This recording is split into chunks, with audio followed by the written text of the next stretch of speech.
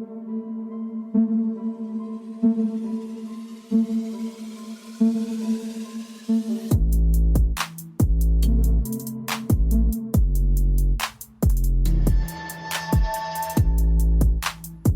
up, everyone? Welcome to the podcast. I'm your host, Isaiah Copon. It's November 15, 2022, and this is Lift and Learn episode 103. In this episode, I'll talk about why rotation needs to be included in your workout routine. So, common workout programs and traditional resistance training, most of the movements are just in one plane of motion. I'll explain why you need to start doing exercises with some movements that mimic more real-life situations to prevent injury. And in the second topic, I talk about why balance and stability is an aspect of your training that you might be missing out on. So it's all about training in this week's episode. That's always fun. Before that though, I'll talk a bit about what I've been up to lately, and that might include fitness-related topics, and it might not. If you want to follow me, your host, on Instagram, it's isaiah.copon, and you can also check out my website, isaiahcopon.com. The podcast is on Instagram at Lift and Learn Podcast, on Twitter at Lift and Learn Pod, and also on Facebook. You can just search Lift and Learn Podcast. With that being said, let's get into it. The boring shit will get you the best results. And that means having a better diet or way of eating and incorporating extra movement or exercise in your life. It's not really the sexy thing to do. It doesn't sell anything. That's why it's not marketed nearly enough by the fitness industry, but that's the truth. Fixing the simple pillars are what will get you the best results. You've been lied to. It's not supplements, it's not testosterone or ashwagandha, and it's not that new high-intensity boot camp class. The solution is right there. We've known it for a long time. Most of us are just lazy, and it's not really our fault because we can get everything done with technology. Even more so over the past decade, if you think about what businesses have been blowing up lately, you mean Uber Eats, grocery delivery systems. We don't even need to move to get food anymore. It's pretty amazing, actually. Soon, drones are just going to deliver all of our Amazon packages. But this is what gets you real results, actually making your own food and actually getting up and exercising. It doesn't even take that much out of your day. Start out with 10 to 30 minute intervals of training and you'll start to see tremendous results, especially if you're someone who's completely new to exercise. I talked about enjoyment last week, or maybe it was the week before. You gotta find a type of movement you enjoy doing, something you love. This week, I substituted out some of my own cardio or exercise for the week in favor of raking the leaves that was just one day of the week, just to do something new. Another day I was out golfing, so that replaced my training for the day. Remember that you don't only burn calories during exercise, you burn it all day, and a big component of that is NEAT, which stands for non-exercise activity thermogenesis. In layman's terms, calories you burn when you're not doing planned exercise. So that means things like household chores or taking the stairs instead of the elevator every day. I have this one client, she's pretty new, so this was pretty eye-opening for her. She went shopping on the weekend looking for a couch. She watched her daughter play basketball that day, so she might have been up and cheering for her to score that day. And on those days, she sometimes burned an extra 500 to 1,000 calories more in a day than where I actually see her and we spend an hour lifting weights and resistance training. So in terms of burning calories, this NEAT, we can really use it to our advantage when it comes to maintaining a healthy body weight. Fall in love with the journey, not just the goal. It's like compound interest or a stock that you know is just going to keep going up and up. Don't just look at it every day and compare because there's going to be those ups and downs. But in the end, you're just going to be going in the right direction if you're doing things properly. So keeping the diet simple, exercising a few times a week, it's really not as time consuming as most people think. Literally as little as 15 to 30 minutes a day, or at least every other day, is going to be enough to start to see some progress. We've gotten away from these simple solutions that work. And that's probably because the mindset is always go, go, go. It's always thrown in our faces that working out is supposed to be some hardcore and intense sweating as much as possible. It's always, look at me, I'm working out every single day for 2 or 3 hours, and look how it changed my body. So you should just take the time out of your day to do what I'm doing. This is where the fitness industry is kind of backwards. I mean, that's all fine and good. That's what worked for them, but for the general population, this isn't going to work because it's way too much of a lifestyle change all at once. To start, working out a few times per week will be more than plenty for most people. There's been studies that show that exercise, whatever form it is, gives you a neutral to positive benefit in terms of a whole bunch of different health markers. So exercising just creates a healthier population as a whole. Even though studies may show that exercise might, on average, drop your blood pressure by less than 5 mm/Hg, however you're supposed to say that. But if the whole world were to drop their average blood pressure by that number, that would mean a lot more healthy people overall and less of those cardiac events and strokes and heart attacks. In terms of making changes to your diet, as opposed to taking things away from your diet, I think it's a smarter strategy to actually add things into the diet at first. So I'm talking about foods that you don't normally eat, but they're just going to be good for you in terms of giving your body maybe other macro or micronutrients. That might mean adding in a vegetable or some fruit would be a good start. That could mean adding some fiber in the diet also, which is beneficial for most people, especially since I believe about 90% of people, probably even more than that, are just not getting adequate fiber intake, which regulates the digestive system. It flushes out your body. From there, you just take baby steps. After a while, that might mean substituting out some of your daily foods for more healthy or less processed version. Just those small steps in order to get to the end goal. Of course, there are still benefits from those guilty pleasure foods, but having them once in a while is better than just having them anytime you feel like. Because if you keep those foods around you in the house where it's visible, it's more likely for you to just absent-mindedly indulge in whatever food that may be. So for me this week, a little transparency, it was some cookies I had this week. I mean, nobody's perfect. And having one of those small cheat meals nowadays, if your diet is otherwise pretty healthy and you exercise regularly, the amount of damage that did to my body was pretty minimal, but that really just depends on the individual's health beforehand. For me, it won't trigger like some binging because I happen to go off the diet for a meal. Just take small steps, try to be 1% better today or this week compared to last week. A combination of these two, diet and exercise, along with other aspects also like sleep, social and mental health, and managing stress, that's going to lead to the best health you can achieve. The best you, basically. That'll lead to you feeling younger and probably in your best shape. This is the way you can change your life long term. It's not just about medicine until symptoms go away, because if you don't change your lifestyle, if you don't fix the root issue, those health problems will likely come back and could come back in a more severe way. Anyways, okay, so my work today, this week was pretty standard. Nothing too exciting in that aspect, but it was pretty busy. Most of my clients have been absolutely just on point right now, which is important because going into the holiday season, that's going to be huge because towards the second half of December, which is only 6 weeks away or 5 weeks away, whatever it is, that's where we start to bring in those holiday foods, and there's a lot of off days in there.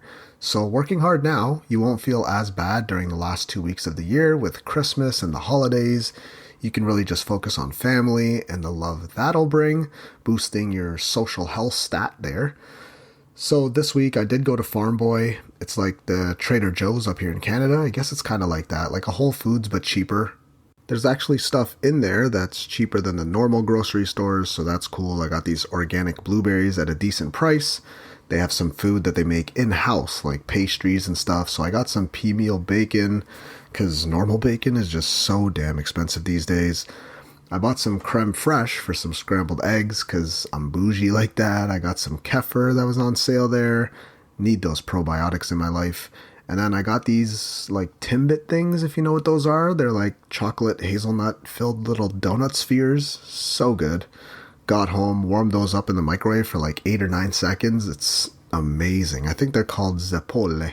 I don't even think they use Nutella inside of it actually because it tasted a little bit more hazelnutty, but I don't know what it was. It was really good. You got to have that balance in your diet. That's what I'm talking about here. You got to have that balance in your diet. Don't just be all strict with it. I mean, you got to enjoy life sometimes too, right? I actually went there after going to Powerhouse Gym, which is about a half an hour from my place, but it's just so worth it to go there. They have these hoist machines, like the sickest plate-loaded hoist bicep curl machine. They got the chest fly hoist machine, which I also like. And the weights there are just a lifter's dream. I feel like there's just metal plates banging against each other, which just sounds badass. I like that feel and sound. But the dumbbells there are just so inaccurate because they're just pure iron dumbbells. I'm convinced that the dumbbells are just heavier there. It'll say like 90 pounds, but they're probably closer to 95 or 100 pounds. You could just feel the difference, and you can see the plates are loaded on that little handle. It's pretty cool. Love lifting there. Like I said earlier, I did manage to get out onto the golf course. There's this one like 10 minutes away from my house, just a little 9-hole course, and people don't show up to the course, even during prime season, but now that it's the end of the season, it just seems deserted. Plus, I went in the morning, right after sunrise. There was no one there. I was all ready to go, showed up to the pro shop where you have to pay and stuff, and the door was locked. I thought about going back home and coming back later, but I looked around, looked at some of the greens. There's no frost on the ground, so I just decided to play without paying. Worked out pretty well. I got to practice a lot. Honestly, it was just so calming. I was the only one on the golf course about a half an hour before after sunrise. It wasn't too cold of a day. I had a light sweater on, so it was like I had the course all to myself. I could have done whatever I wanted. I was hitting multiple balls at once, practicing my short game, my putting, and then the 6th hole came around. I saw some guy was cutting the grass at this point, usual maintenance stuff, and then I see this golf cart just headed straight at me. I was like, oh crap, they're probably going to kick me out of here, so I was already putting my clubs away and my glove away, and then she was like, okay, I'm just coming around to collect payment so you don't have to pay afterwards. I was like, okay, yeah, cool. I already had the cash on me anyway, so that worked out. I didn't get to end up playing for free after all, but it was just still like a zen mode round of golf. It was just so relaxing to me. Plus, I got my steps in that day really early. Anyways, what else can I talk about this week? There were a few quick headlines that pop up in my head, like Kanye just having an absolutely horrible October of 2022. At this point, does he even have a job anymore? Just so many companies got rid of him, and he's not making it better for himself with whatever the heck he's been saying lately. Also, Kyrie Irving in the NBA. I don't know what's going on with him also. I think they suspended him for like at least 5 games. There's also this top prospect from the San Antonio Spurs, so this is basketball now. He was let go by the team. It wasn't clear why until a few days later. So Josh Primo, this is the top prospect guy from last year's draft. He also had a pretty good start to the year. The team let him go. I think it was before last Wednesday's game. He said on Instagram that he's dealing with mental health issues.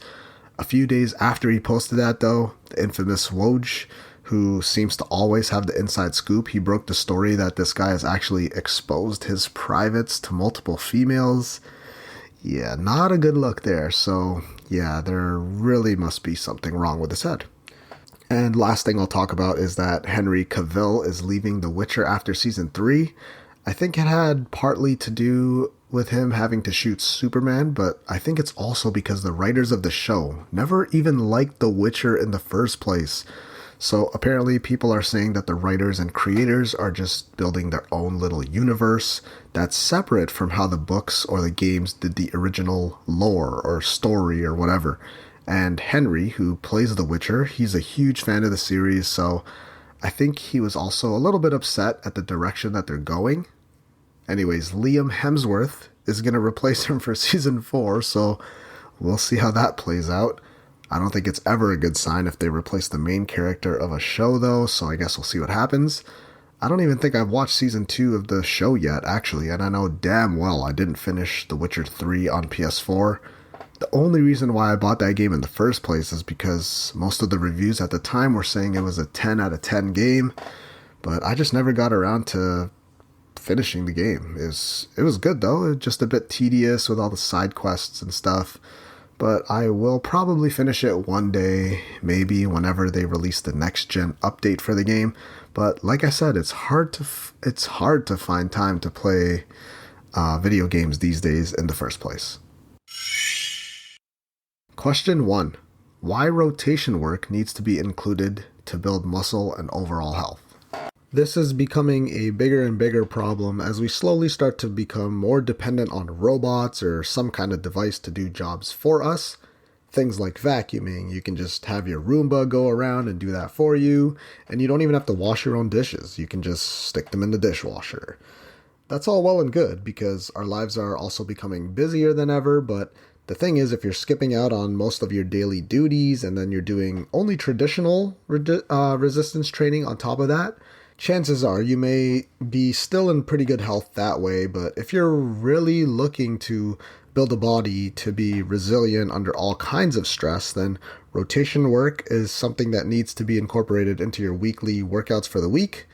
Also, it's actually more than just rotation movements, which is what one of my clients asked me about. This also includes anti-rotational movements as well. So we'll get back to that in a second, but I want to backtrack a little bit. I got ahead of myself. When you're skipping out on doing what I guess you could call unpaid work or that labor work, usually things around the house or something like gardening, if you're not doing those certain activities, then you're missing a part of your lives when it comes to moving the body in all different kinds of ways. When you're gardening, you may have to get down into a squat. If you're vacuuming or cleaning, you may be twisting your body around. Even if you're doing something as simple as washing the dishes, you're still cleaning, you're still moving, you're activating muscles, even though it may not be up to a gym level of intensity. If you skip out on these simple tasks that we, as humans, have been doing since the start of our existence, we start to lose the ability to do those movements. That's why it's always a tough task when you're trying to get someone to do a proper squat these days. If you look at a baby getting up off of the ground, they'll do a squat because that's just the easiest way to do it without some kind of other area doing it for you, without other compensations. Like if you watch a baby move to pick up something off of the ground, they'll get into a deep squat to do that. Anyone else over the age of, let's say 10, you're going to be bending at the back. And then, you do that for years. First, you'll lose the ability to squat, and second, you may also develop back problems, which is a common issue today. Nowadays, we just stand and sit and lie down, and in the gym, it's more of the same. Unless you really look at your training as a whole, you may be missing this part of your workout. Rotational and anti-rotational movements, these are great because they can translate to other movements. We'll get specific in a second here, but rotational exercises could help translate to your normal or your daily life. The core is the centerpiece. That's where your center of gravity is stabilized. If that's strong, you're lowering your injury risk for those common problems as you get older, like lower back pain, which you may already be experiencing in your 20s, like I said, because of our current lifestyle. So a main reason why you need to be performing rotation movements is for athletic purposes. Now, you might be thinking, okay, I'm just a regular person. I don't do anything athletic. That's fine, but these movements will help with daily movements also, which I just talked about, helps with explosive movements and with day-to-day life movements. I've personally never had an oblique injury, but that's an injury that affects you in more ways than you can even think of. If you've never had an oblique injury, then you don't really know exactly how that'll affect your life, but I did hear this one athlete who had an oblique injury, and he was explaining the recovery process. He was saying that the days after he was injured, he couldn't even roll over in bed due to the amount of pain that it was causing him. And that's an athlete. I believe it was a basketball player, if I'm remembering that correctly. That's someone who's in really good fitness condition, and it was hard for him to even do basic movements initially, so you could see how that would carry over to a regular person. Everyone will use their core for nearly every movement you can think of, and you rotate a lot more than you think. You might have to react quickly to something falling off of a counter, or you need to twist your body to grab something in the back seat of your car, or you have to make a quick movement to avoid walking right into someone. The same rules apply whether you're doing it for sport or not. So that's why it's important to incorporate these twisting and rotational movements as a part of your routine, because it'll make your core stronger, which makes you stronger as a whole, and that should lead to less debilitating injuries in the future. I mentioned it briefly just a while ago. Sorry, I'm a little bit all over the place here, but if you build a strong core, rotational and anti-rotation movements help here. You'll lower your risk for that dreaded lower back pain, which everyone seems to experience at some point in their lives. So again, injury prevention is a pretty big reason why you need to have some movements where you're twisting your body or resisting outside forces that are trying to twist and turn your body. These movements, if you perform them safely and effectively, they're preventative measures to reduce your risk of injury, along with getting rid of those nagging aches and pains. So for these movements, especially if it's your first time doing these, technique is super important when it comes to building this kind of strength. You should do some of the movements I'm about to talk about. It's wise to go light on them initially just to get the form perfect before loading more and more weight. Then you keep a mental note or write it down to see if you feel okay. Again, listen to your body there. So let's list some potential exercises that you should be figuring out a way to work into your routine. Remember that these all translate to real life daily activities, and these are some movements that I've included into my own training over the past few years since the pandemic started. I realized it was a glaring issue, and without the gym, it gave me some time to change up my programming, and this is a bit of what I did. Some of my favorite exercises are, let's start with the band chops. So you rotate during this one, and there's also the Palloff press, which is that anti-rotational work I've been talking about. Personally, I think cables are great for both of these movements, actually. You can also use bands, especially if you're just starting out or maybe to warm up with. The cables are pretty great though, because you can load it pretty easily with the selector, and you can just as easily change the angle that you're working with. So you can set up the lever at the top of the machine. So if we're talking about the band chops, you're going to go in a diagonal downward method. You can also have it lined up with your chest or your core, keeping your arms straight, and then you just twist at the hip. That's another one. And of course, you can set the lever of the cable machine at the bottom. Then you're doing that same twisting motion, just diagonally upwards, if that makes any sense. With the Palloff press, you can look this one up on YouTube. You can look all of these up on YouTube if you want to. You have the cable lined up with your chest, and you extend your arms for an iso hold. For this one, since it's anti-rotational movement, you're fighting against the cable machine, which is trying to twist your body. You can hold this one for longer for more activation and resistance, and you can also make the weight heavier. That way there's more you have to fight against. Back to another rotational movement. Let's keep going with the landmine rotation. There's a few ways you can do this one, and they'll target a different area. If your gym has the landmine set up, then that's perfect. If not, I've seen people just jam the barbell into the corner of the wall, maybe put a dumbbell on top of that so it doesn't move. For this one, you twist the body. You can either keep your hips square, or you can also rotate the core and the hips for a more dynamic movement with more range of motion. This one hits the core and the obliques, and another one for the obliques, which is an alteration of personally one of my favorite ab movements, which is the decline setup with a slow negative. That one's already a pretty difficult one, but you can modify that exercise to incorporate those twisting motions. Add in a little bit of rotational work there to hit the obliques, which is part of your overall core and helps deal with the rotation of the spine and the hip. I got a few more listed off here. We got the medicine ball toss to the side.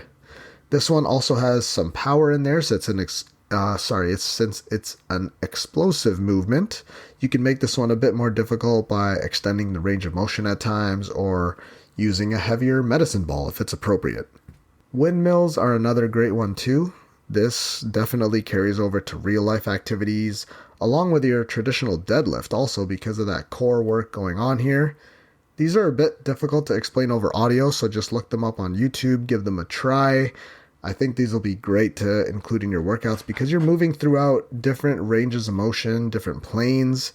If you're used to traditional resistance training methods and movements, then these are definitely exercises that you need to start including into your workouts, because if you don't use it, you lose it.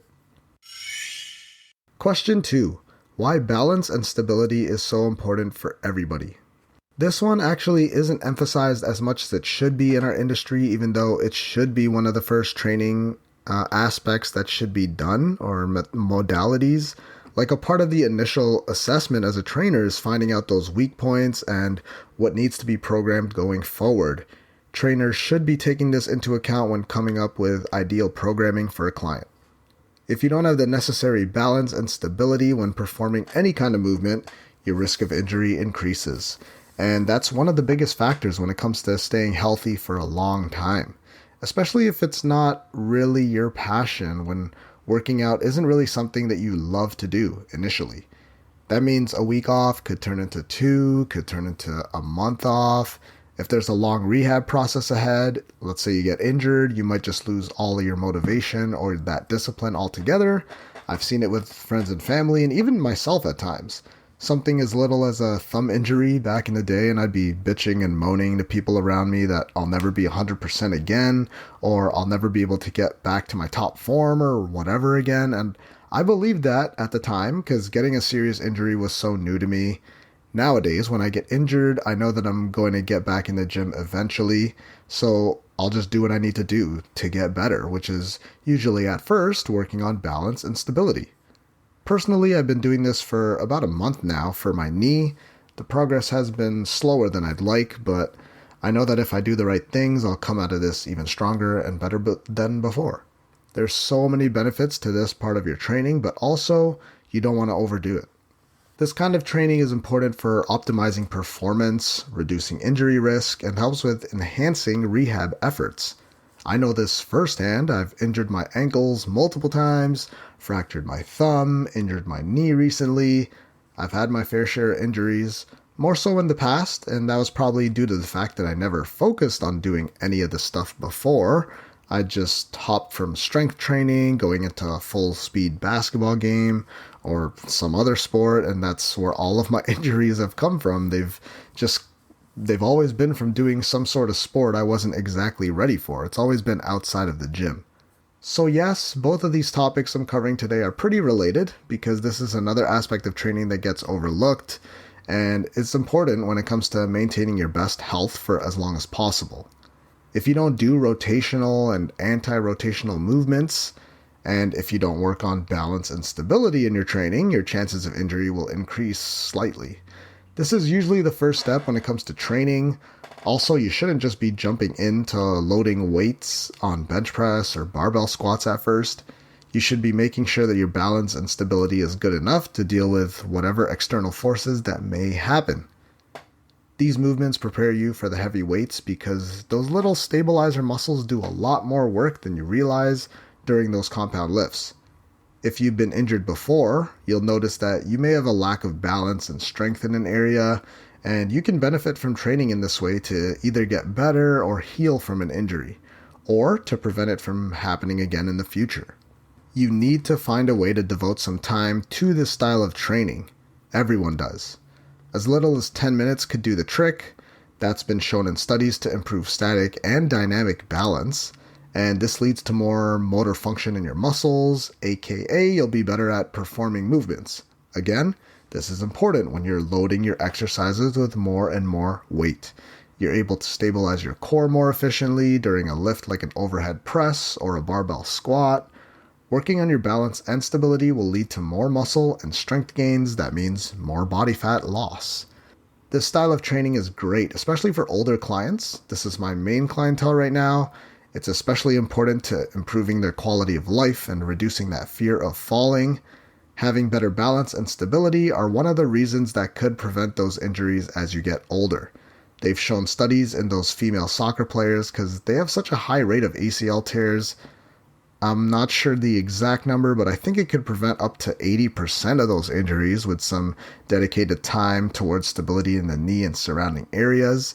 This style of training has been shown also to reduce ankle injury in multiple studies, so this is proven stuff. It's definitely needed for rehab purposes, so this should be in everyone's workout programming to some degree. Preventative measures. So if you're working on those important areas, this could improve your life significantly. Some of the times where I was most down on myself is when I was injured. You just feel like you're not in control of your life in a way. You're not able to be free and roam around. You take it for granted, those times where you're in good health, injury free. And now I'm at a point where I'm trying to hold on to those moments as long as I can. So give yourself the best chance to do so and perform these movements, which may be unilateral movements. So you're working with one side of the body at a time.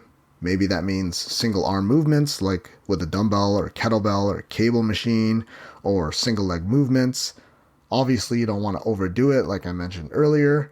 You don't want an older client you're training to fall over, but at the same time, you want it to be challenging. You have to find that balance, but there should be a safe thing to grab onto so that they don't fall or hurt themselves.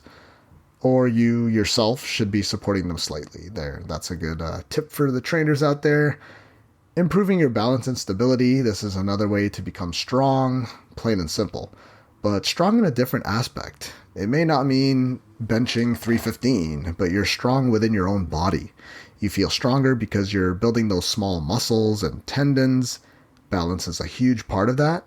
It's pretty overlooked, especially if you look at typical bodybuilding workouts. So how can you perform some of these movements is a question that might be popping up in your head right now. Well, besides working arms or legs independently, which I think should be where you start, after that you can try stable to unstable surfaces. You can even do movements with your eyes closed if you have some guidance. This is important for the rehab process, like I said. So even if you do get injured, it will also help you recover quicker. And you may even be stronger than before if you actually do this style of training properly. Some injuries, yeah, you may never get back to 100%. Like if you tear your Achilles, that's a very long and frustrating journey. But like an ankle sprain, depending on the severity, those are small injuries where you can recover, and then when you get back with the stability, you can really build it up stronger than it was before, especially if you've never trained in this way. The balance and stability training should go hand in hand with your resistance training, so include this in there as one of those techniques to help you get stronger over time. If this is your first time doing this, you should get someone with experience to help you out. If you've been training for a few years already, then you should be able to start doing these kind of movements, but always start slowly. Don't just go from barbell squatting to jumping on something wobbly and then doing squats on that. You should really start from square one here, and it's probably a good idea to remove the weight completely in most cases just to start. So let me end off the episode again with some of my favorite movements when it comes to balance and stability. I'll list a few from what I'm currently doing for myself due to past injuries and weaknesses I experience and that I notice others experience too, so common problems. Some type of plyometrics is going to be necessary here. One of my favorite movements are step-ups, which can be so useful even without extra weight. You're in proper posture for this, so your head is looking forward, chest is up, core is tight, and you just step up with one leg and then the other leg follows, and then slowly lower back down one step at a time also. This one is super simple. You should be able to do this at home, so there should be no excuses when it comes to being able to do this movement. Another one of my favorites, though it is a little advanced because it really pushes the limits of your balance, is one-legged deadlifts. These have been super important for me right now since I'm still recovering from a right knee injury, just a little strain that's been bothering me for more than a month, surprisingly, but one-leg deadlifts are a tough one. You're going to have to go super light here, maybe even no weight at first, and you might even have it's probably a good idea actually to have something close by that you can hold on to just to be safe and comfortable if you don't have a personal trainer with you or someone to help you out. You can find videos of this one on YouTube if you'd like, but it's exactly what it sounds like. You're balancing on one leg and you imitate a deadlift, so your core is tight, back is straight throughout the movement. The leg that's floating is slightly bent and just goes back naturally as you bend down at the waist or the hip. You might notice that leg on the ground, it'll be pretty wobbly and shaky, and that's just your body's systems working together to maintain your balance, and you're building strength with this movement also. Practice that movement a few times per week. You'll notice that not only will you get better at performing the single leg deadlift, it'll also translate to your traditional barbell deadlift because of that added stability. I probably should have broke this topic up into two different parts because this could be a longer conversation actually. I'm sure I'll revisit it again though. Balance and stability are related, but they're not the same. But they're going to help you, both of them, that'll help you gain good body awareness and control of your life again. So make sure to start practicing movements that challenge your balance and stability so that you can be even more healthy going forward. And that concludes episode 103 of the podcast. Thank you for listening. If you really enjoyed the episode or my podcast as a whole, then please leave a review and comment on iTunes or whatever your choice of podcast platform is. Also, if you haven't already, you should hit that subscribe button because I'll be releasing episodes every Friday. If you want to follow me, your host, I'm Isaiah.Copon on Instagram, and you can also check out my website, isaiahcopon.com. If you want to follow the podcast, you can check out @Lift and Learn Podcast on Instagram, and there's also a Facebook page if you just search Lift and Learn Podcast.